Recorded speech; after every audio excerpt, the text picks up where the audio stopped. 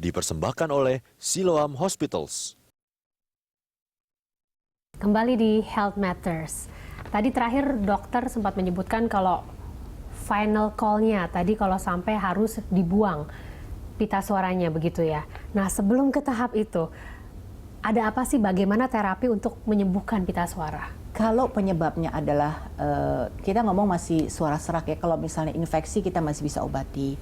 Terus kalau misalnya dia vocal abuse, kita harapkan dia vocal rest, ya, mengurangi. Jadi mungkin kalau tidak perlu bicara, jangan bicara lah gitu ya, pakai bahasa tangan aja.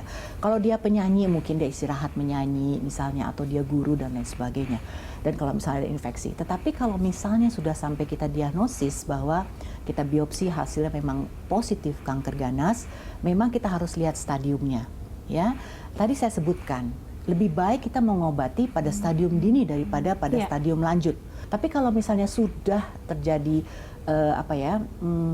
parese pita suara atau kelumpuhan dari pita suara, dan dengan kata lain bahwa pita suara tidak bergerak, sudah statis, itu berarti dengan kata lain sudah ada keterlibatan pada organ atau jaringan sekitarnya.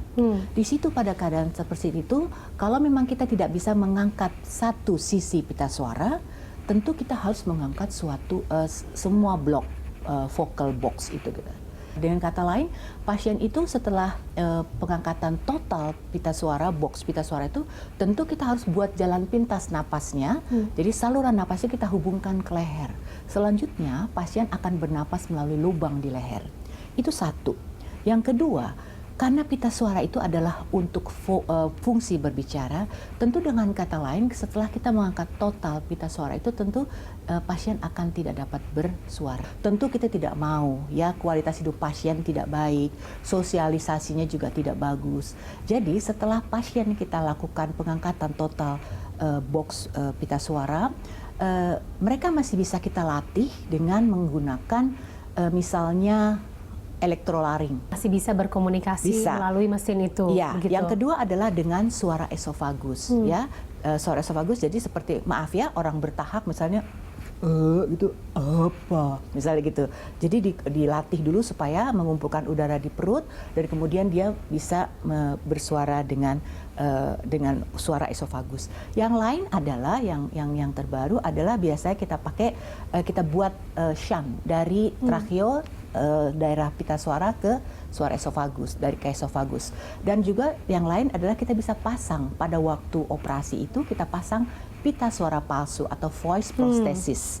Dan itu akan kelihatan di pasien dari bagian depan.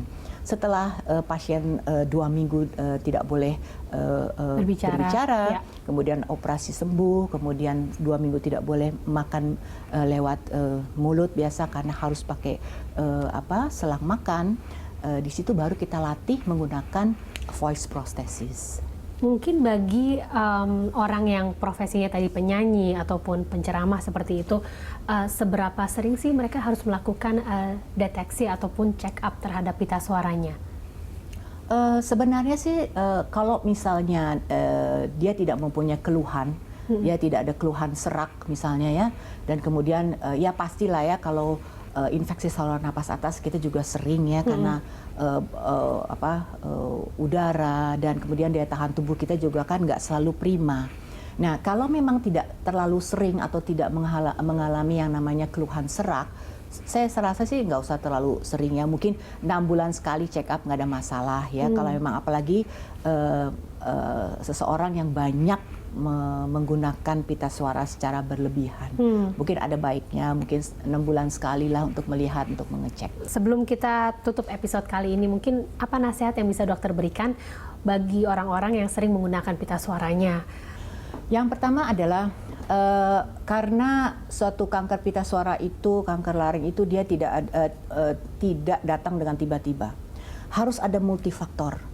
Faktor iritasi berulang, mungkin genetik, kemudian karsinogenik yang saya sebutkan tadi, apakah dia perokok, iritasi terhadap mukosa saluran napas atas, kemudian apakah dia peminum alkohol, apakah kemudian dia dalam kehidupan sehari-harinya dia sering iritasi yang misalnya dari makanan, dan kemudian faktor alergi itu sendiri. Jadi kita tahu bahwa faktor alergi itu kan nggak bisa hilang, nggak bisa disembuhkan, tetapi yang penting adalah bagaimana kita mencegah prevention Ya. Mencegah supaya tidak terjadi faktor alergi itu sehingga menyebabkan iritasi yang berulang. Dan kemudian kalau misalnya ada faktor misalnya tadi asam lambung yang meningkat, reflux, itu juga harus kita obati. Nah, kalau memang terjadi suara serak yang sudah kita obati, infeksinya sudah kita tangani, alergi sudah kita tangani, reflux juga kita sudah tangani, tetapi masih menetap.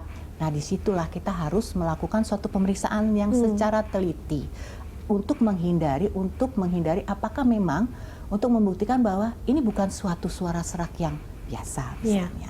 Tapi tentunya semua kembali ke lifestyle ya tadi. Ya, betul, lifestyle. Mencegah lebih baik daripada mengobati. Baiklah.